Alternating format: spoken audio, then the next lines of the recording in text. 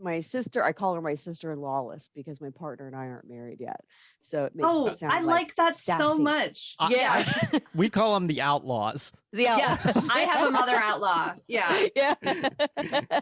Yeah, I have a mother-in-lawless and a sister-in-lawless. So that has so much of a better ring to it. Oh, I'm absolutely going to steal that. Yeah, feel free to steal it. Feel free to steal it.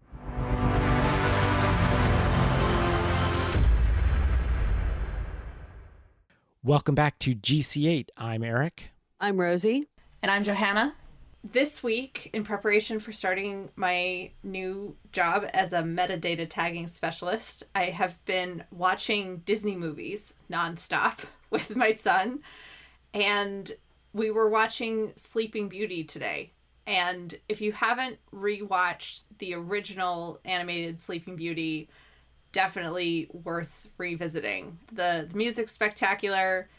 Animation is great. It's one of the best ones, but not often on people's top list. But the music is all Tchaikovsky, and it plays better as a grown-up. I think I didn't like it very much as a teenager, but there's a lot of good adult humor about teenagers and what teenagers are like. And now that I have a son myself who's just about to become one, it's getting funnier. So yeah, the Disney rabbit hole. Do you either of you have a favorite animated Disney movie?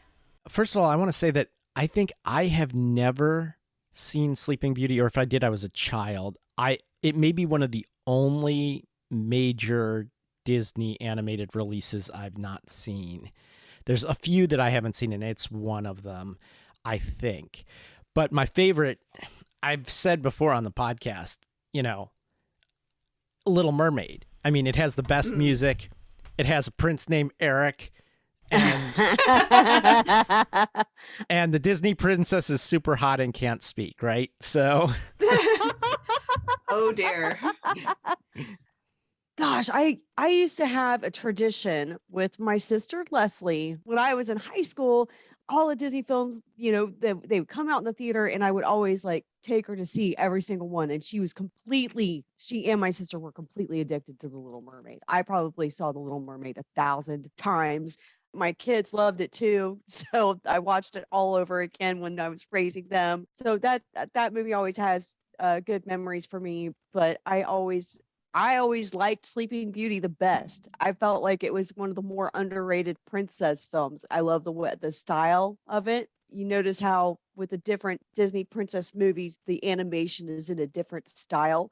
And when you watch it, you can kind of tell what era it came from, because a lot of the other animation was in that same style in that same era. But I always love the design of Sleeping Beauty more than anything, more than the music, more than the plot, all of that other stuff, because I'm not going to go into consent right now, but out of the Disney princess films, I think that Sleeping Beauty was probably my favorite. If I haven't mentioned it on a previous podcast, I've been listening to Small Town Murder, one of my all-time favorites. It's just two guys talking about small towns, and they give kind of the way we do, like the background of the year and the background to the film. They give the background to the town, and then they go into a true crime story that happened in a small town, usually in the U.S. There have been some that they've done in the U.K. and Australia and whatnot, but mostly the U.S. The stories are crazy. The guys are comedians, so it works so much better for me than like the super serious true crime stuff. They're making jokes about it all the way through, so it's like a real fun listen.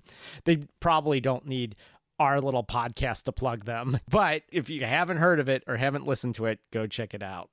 So 2017 was a depressing year. One good thing that comes out of a bad year, though, are movies. There were some great films that came out that year. I mean, Wonder Woman came out that year. Do I need to say anything more? That's like the only movie I cared about in 2017. No, I'm just kidding. Blade Runner 2049, Thor Ragnarok. I love some, not so great films that came out like Baywatch. But we also got John Wick Chapter 2, Call Me by Your Name. That one was, a lot of people loved that film. Kingsman, that movie, I really like that one a lot too. So that's all I'm going to say about 2017. I don't want to drag it on and ramble on. So there you go.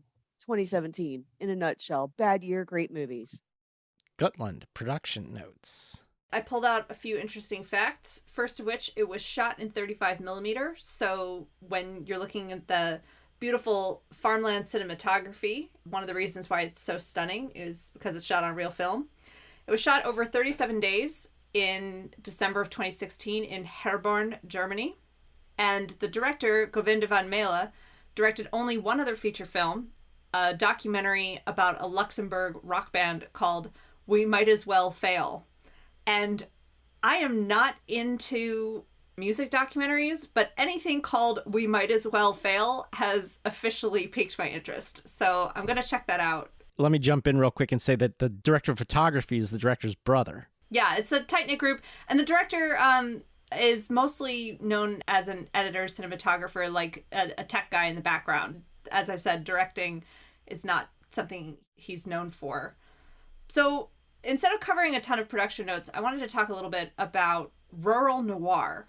In one of our previous episodes, I mentioned that one of the defining features of classic noir is that it's in an urban setting, and that a lot of the genre relies upon this sense of the city being this warren of rabbit holes of terrible crime and corruption and deep, dark corners with fog and the sewer system, and like that whole sense of it being a web that is difficult to untangle.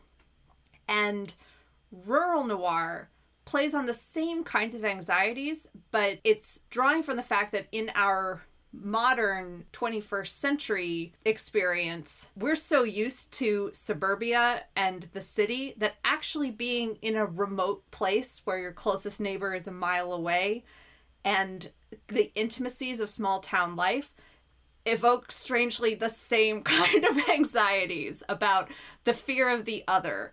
So rural noir is kind of this interesting spin off of the classic noir genre, drawing on literary traditions like Southern Gothic, think of Flannery O'Connor, even William Faulkner, and that sense that things may look beautiful and natural and pristine, and then just below the surface, everything is getting a little bit septic. Things are rotten just underneath.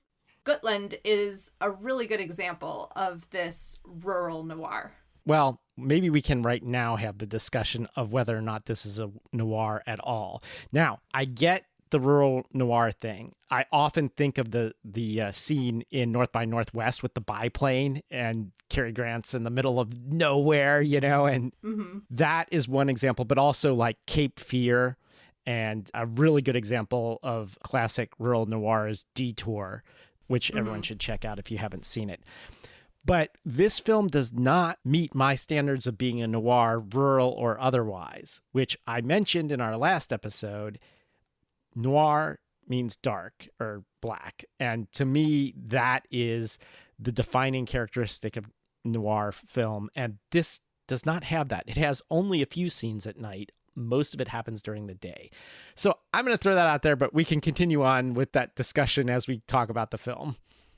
See, I wonder whether the nightness and the cityness of classic noir are bound together, and that in rural noir, you replace daytime for nighttime. Because rural noir is all about you being able to see what's going on, and just below the surface, you realize it's actually all wrong. And I don't think nighttime and rural noir would work together. Like, think about North by Northwest, that famous shot. I mean, like, that happens, broad daylight. Well, I'm going to call this film a thriller set in a rural area, much more like Witness, the Amish film with Harrison Ford as a police detective, and the wheat fields and all that. I do think it shares some elements in common with is another genre, though, which is folk horror, like Midsommar and Wicker Man and stuff like that. But again, we're getting ahead of ourselves, so continue. Yeah, well, I would agree with that. And we should discuss what the difference is between rural noir and folk horror. But one of the things that the critics pointed out about this film is that there's sort of this surreal element that they saw in the film. I'm curious as we dig into the plot whether we think it's surreal or not, but I think the fact that the critics seem to have some disagreement about what had actually happened in the film at least points to the level of psychological intrigue, which is definitely part of the noir tradition, that sense of disorientation about yourself and others. And that is very prevalent in the film. And then also kind of a sense of economic decline. The abandoned house, the cobwebs and the rotten food sort of pointing to a sense of things being neglected, which you see in city noir as well, with, you know, explorations of kind of the seedy underbelly of the city. And here we're getting a seedy underbelly of the town. That aspect of surreal neglect and maybe even abuse, also mixed with crime, that seediness and the surrealism make me think that there may be a David Lynch influence here, because that reminds me very much of Blue Velvet. And there are scenes in this film that remind me very much of Blue Velvet. Now, as far as surrealism goes, there is a little bit of a tradition of bringing surreal elements into film noir type stuff. I think of Hitchcock's collaborations with Salvador Dali, but also for these neo-noirs, it seems to be a thing. At least these lowland neo-noirs. We saw it right out there, surrealistic scenes in The Fourth Man. Yes. You know, with the eyeballs and all that jazz. All right. So in the plot of this, we have what appears to be a drifter.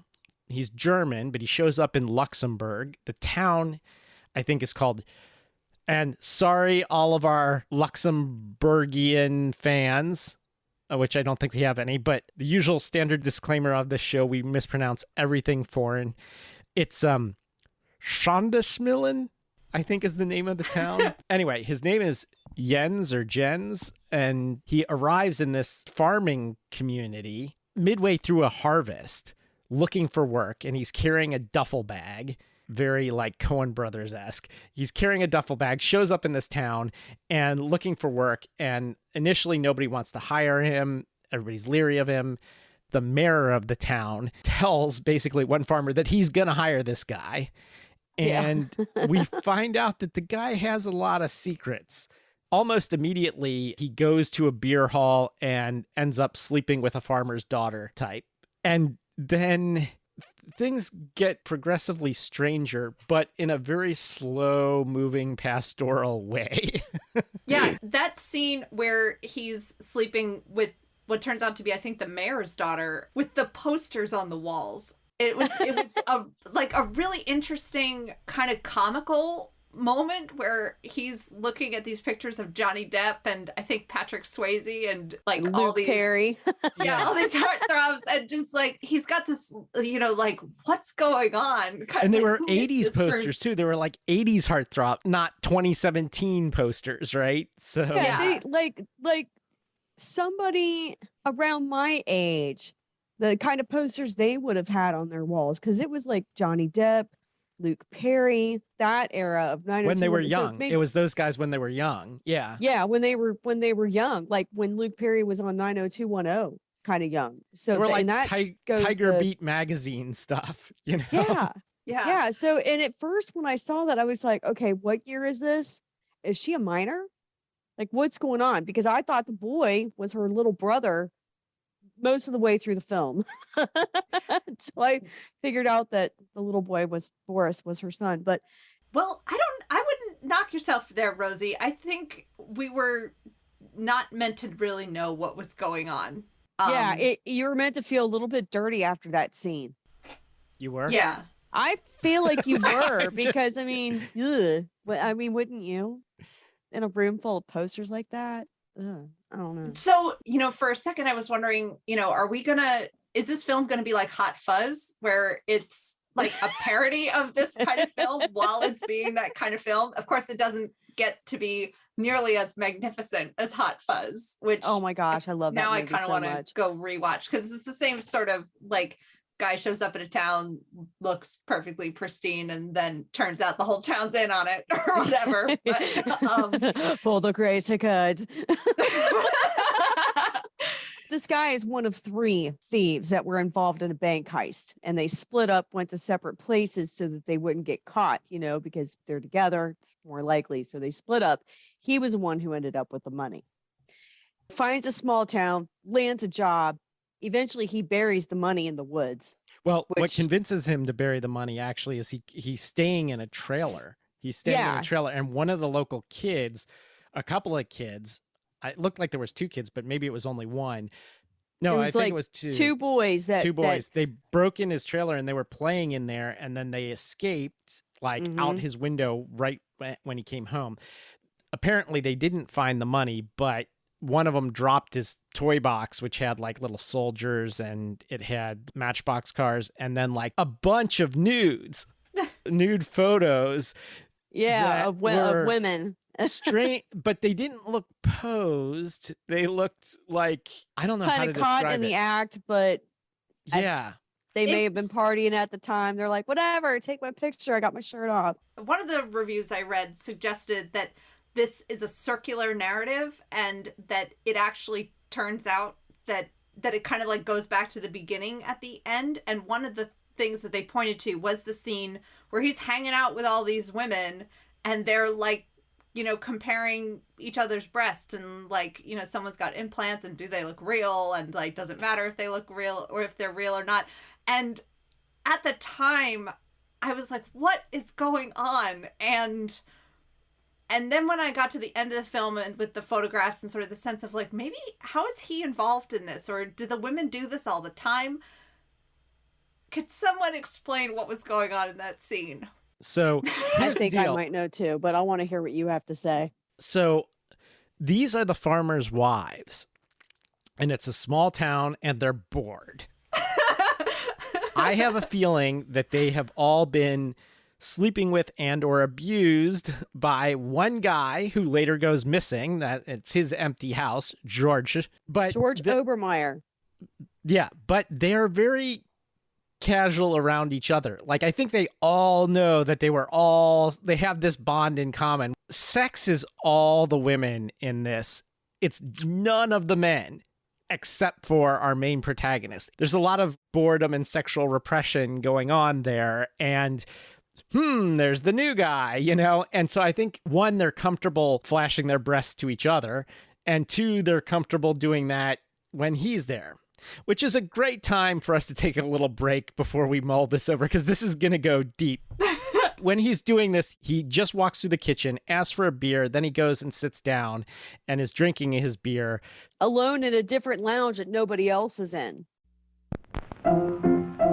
Let's all go to the lobby. Let's all go to the lobby. Let's all go to the lobby to get ourselves a treat. For this, there could be no other choice than beer. Luxembourg is not as well known for its beers as Belgium is, especially outside of the region. But there are a lot of different kinds of beer that are consumed in Luxembourg, and it has a long brewing tradition. It was down to only a few major breweries before the craft beer movement hit Luxembourg. However, this is not a craft beer drinking crowd. This is basically your working class farmers, and they're probably going to be drinking a light lager, maybe a Kolsch. I thought about doing a Kolsch, but that's a German beer. I thought about doing a Belgian Wit, but that's a Belgian beer. I finally settled on a light lager Die Kirch. I don't know how you say it. A very widely consumed beer in Luxembourg. I was unable to identify the label on the bottle that he was drinking, but it could have been a Die Kirch. I don't know. Anyway, that's my recommendation. Probably have more than one, actually. All right, back to the film. This whole thing reminds me of the writing of Jim Thompson and David Goodis especially. David Goodis was a writer of Dust Bowl era crime stuff with definite dreamlike, surreal-like imagery in his writing. he gets warned, Jens does, as long as he doesn't sleep with the wives, he'll be okay, you know? Plus, he's told he is going to learn the trumpet. He's like, given a trumpet, he's going to learn it. That's just a given. If you live here, you're going to play the trumpet, all right? You're going to play in the damn band.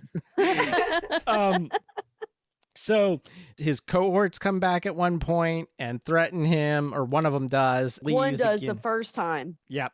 Yeah. And then the kids, we heard that they were setting off firecrackers in the hayloft, stuff like that. Well, at one point, the kids actually do start a fire. And their solution to punish the kids is to chain them up and drop them into like a, what do you call it? It looks like a well or something. I guess all the sludge runoff of the farm goes in there or something like that. And he intervenes and like unchains one of the kids and sends him home before, I guess, they do it to the other one. We don't actually see it happen. Yeah, they made him walk away. They were like, no, you're not going to tell us how to parent our kids. Go. Next day of work, he goes out and they claim to smell a dead animal in the field and say they can't harvest with that dead animal in the field. And they're going to go investigate. We'll take this side and that side. You go right up the middle. And so there's just standing there when he goes up the middle. Now, what do we say on this podcast? Never go into a cornfield. Yes. Nothing good ever happens in a cornfield. And here we are again. And sure enough, he gets deep into this cornfield and the thresher starts up. Of course, he can't see where it is. He can only hear where it is. At the end, they play this off like, oh, we thought you had made it out the other side or something. Like, do we believe them? Were they trying to kill him or not? And if so, why? I don't know, because they did have a dead animal in the back of the truck when they drove away after they picked him up. I didn't notice that. They did. And it really leaves you guessing, like, were they telling the truth or were they messing with him? You know, like, don't overstep any boundaries. Don't mess with us or we will mess with you. And I feel like this was kind of one of those moments where they were putting their foot down with him, like, don't. I'm with Rosie. Yeah, I don't think they intended to kill him, but I think they definitely intended to scare him. Yeah, they were sending a clear message, like, don't fuck with us. Well, one of the wives did attempt to seduce him. Yeah. Like at one point.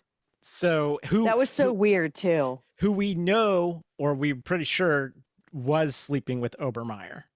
Obermeyer? Is that Ostermeyer? Yeah. Ostermeyer, you were right. So this has to be intentional. It couldn't have been a goof. There's one point where Jens is kind of freaking out, and the farmer's daughter, Lucy is her name, I think. Yeah, played by Vicky Creeps, and she's awesome in this film. She says, George, what's wrong? Yeah. George, what's the matter? I think is exactly what she says to him. And he doesn't even think it's strange that she's calling him George. Is that the first time she calls him George, or is it actually when they're in bed together? I thought she called him George the first time when they were sleeping together. And I was like, that's not creepy that at happens. all. That didn't happen until he starts getting rough with her. Yes. Like, normally she was still calling him Jens until that happens. My theory behind all this is that George was kind of into the rough sex thing and was having it with all of the women in the town. And basically the town banded together and said, yeah, we're not having that. And they killed him, because we later find in the same nasty sewer pit that they were going to put the kids in, he finds the body of a man who I presumed anyway, was George. Yeah. George, we know, disappeared at some point. Just disappeared. It was a big mystery. You know, everything in his house was gone. Only the dog was still there. And he hadn't made any plans for anyone to take care of the dog or anything like that. Lucy ends up feeding it and taking care of it. So that's my theory about what happens up until we get to our tranquilizing dart. That's when things take a major left turn in this. Yeah. Oh that my was gosh. very weird. Normally we do no spoilers on this show, but we've gotten so deep into this one and it's impossible to talk about it without spoilers. So you have been warned. And this is where I think we get into Midsommar type territory.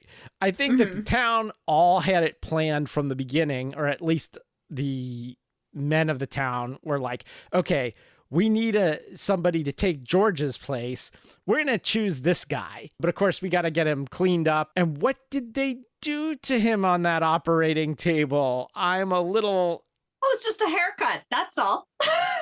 Yeah. Yeah, you got to wonder what horizontal happened. haircut. Yes. What do we think happened to him? I'm not sure, but I got to tell you, it makes sense to me what you're saying, Eric. And I feel like the town kind of, once Jens got into the town, Joss basically took him under his wing, found him a job, and then covered for him to the police. I feel like there was a plan there, like, yeah, we need to replace this guy, but we need to groom him to be the right replacement. You're going to learn trumpet. Not only did he cover him for the police, the whole town banded together and killed the other two robbers, right? Yeah. You know, Yeah. Love And, that yeah, in the scene. end. and covered it up, you know? Yeah.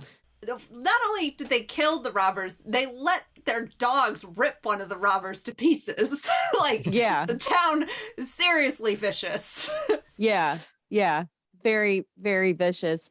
You got to wonder, like, was everybody involved? You know, was Lucy involved when she first seduced Jens? Did she see this new guy? And then maybe Josh, like, go over there and go talk to him. And then fast forward to getting him a job, making him play the trumpet, getting him used to the lifestyle in the town, starts going by the name George because Lucy just starts calling him that. And he's like, okay, I'm George now. But I'm George now. He doesn't seem the same before and after that. Did they? Oh, yeah. Did they lobotomize him? Did they castrate him? What did they do? Yeah. That's I wonder if he's just still drugged out and that he's in this very suggestible drugged out phase. Because I think when he goes to dig up the buried loot, I think he really believes that that's where it is, and he's just legitimately having trouble finding it. Not that he can't remember it all because he's been completely mind fucked. I think he really thinks that it's buried there and that he's just not finding it very quickly and that it causes a problem. So I think there's still some Jens in there, but that when he's at that table, he's still just coming out of this drugged out phase and he's like, oh, maybe I'm George now. I don't know. Even in this final scene where he's playing the trumpet, he does not seem the same. And it's not just because he's got a shave and a haircut. I don't think he's been lobotomized. I don't think he's been lobotomized either, but I do think something happened to him.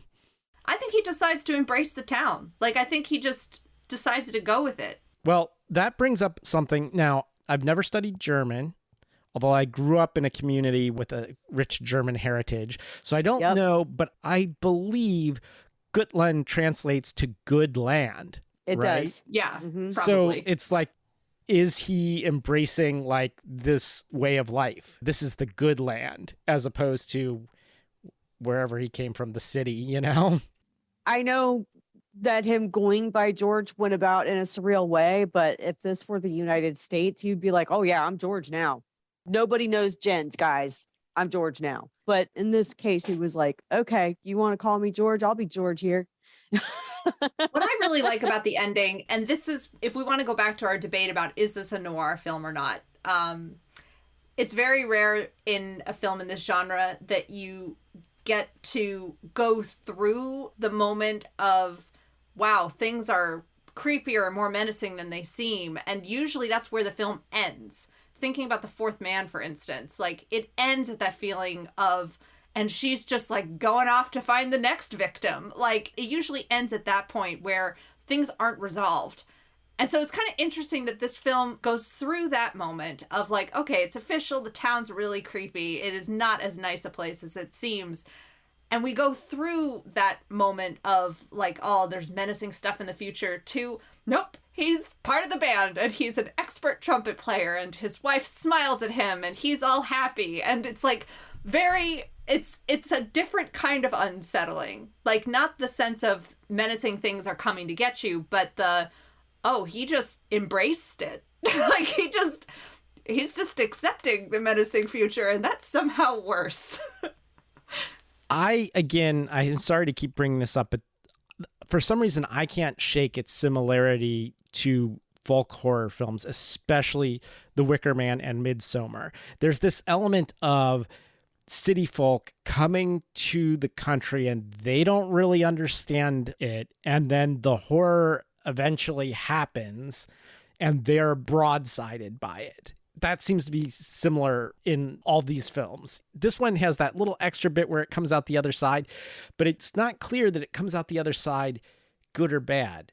I'm not sure how we're supposed to feel. Like, are we supposed to feel happy for him that he's got this whole new life? Or are we supposed to feel things are not going to be as smooth as he thinks they're going to be? Or has he become like a Stepford husband? You know, I kind of got that kind of vibe off of it, you know?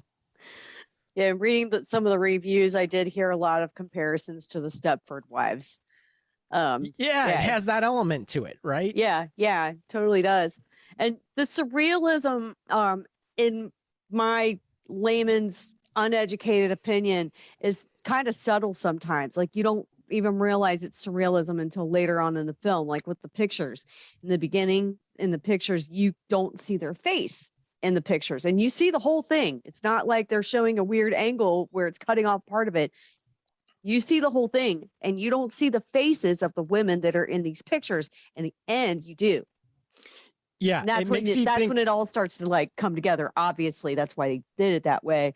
But it makes you think when you first see the pictures that they were non-consensually taken, and then later when you see the faces, you seem to think maybe they were more in on this. You know? And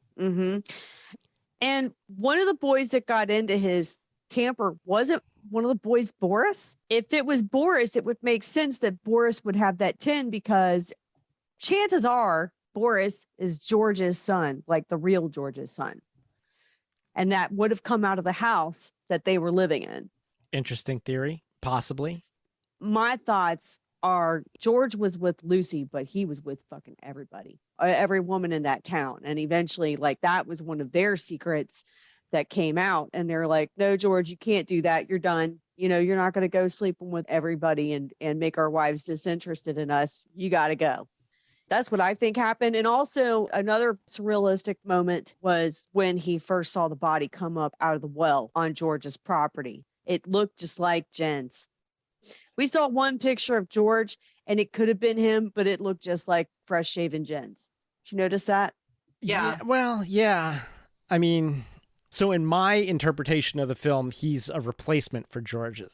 But there is the circular idea that Johanna brought up, where is he in some sort of weird loop? You know, was that actually him? You know, was he always George to begin with? You know? I don't know. Yeah, I don't know if the film fully supports that idea, but I kind of like that interpretation just because it sort of explains why the film is hard to follow and kind of disorienting, and I don't know.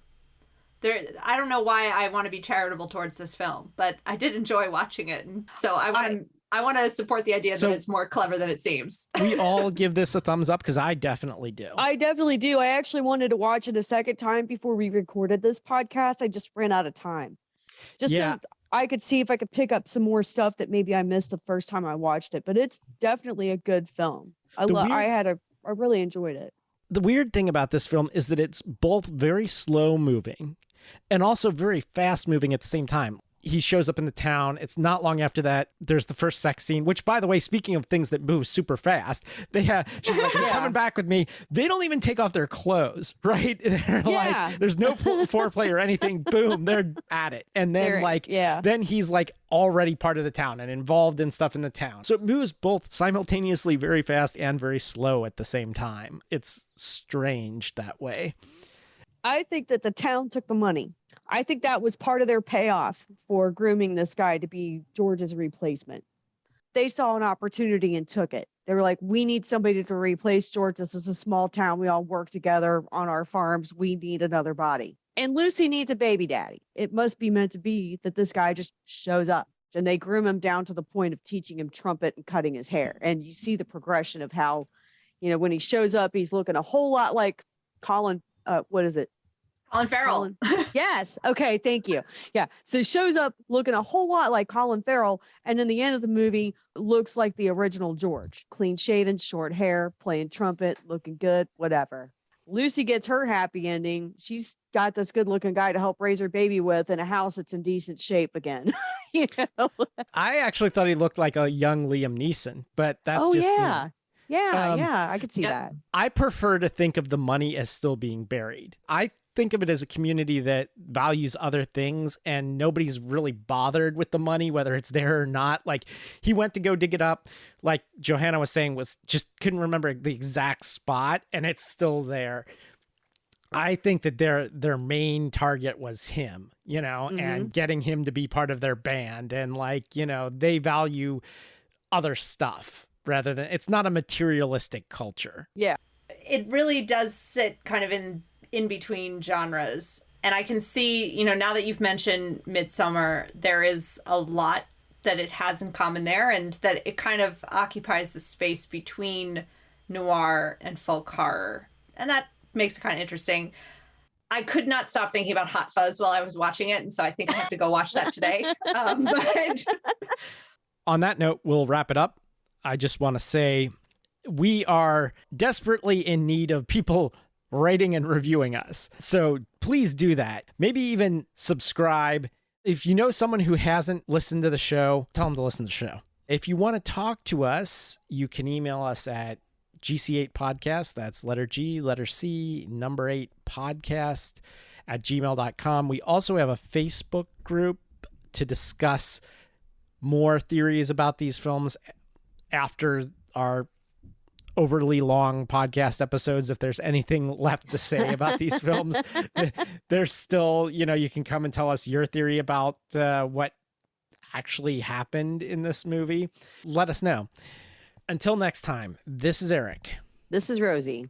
this is Johanna. Signing off.